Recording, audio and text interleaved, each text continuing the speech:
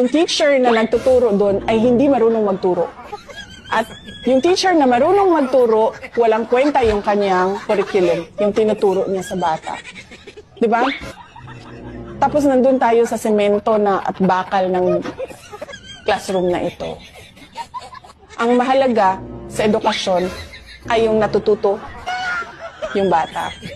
Hindi yung kung saan siya nakaupo araw-araw. Magandang idea ni Mama, no? Dahil ngayon nga talagang mas marami pa ang matututo. Kasi kung limitado nga naman yung eskwelahan, yung classroom, may konti lang ang matuturuan. Pero pagka yung technology, ano talaga sa edukasyon, mas marami po ang makikinabang na maturuan. Oo, kasi napapansin ko din, no? Parang, ano ba? Parang sa opisina ba? Ganito din kasi sa classroom eh. Uupo ka dyan ng siguro sabihin natin 7 hours. 7 hours. Hindi na natin titingnan or bibilangin kung ano ba yung, ilang hours ba yung meron kang natutunan dyan at ilang hours yung wala kang natutunan. Ganyan din sa trabaho, di ba? Papasok ka ng 8 hours.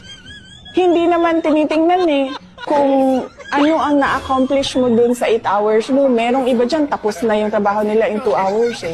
Merong iba dyan, pumasok ng 8 hours, walang nagawang trabaho. So, huwag tayo doon sa bakal at semento.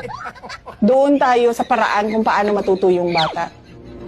I felt guilty kasi alam ko ako yung isa ako sa nag-cause ng stress because I do not come from the education sector. I do not have an education background, so I cannot review what they are doing.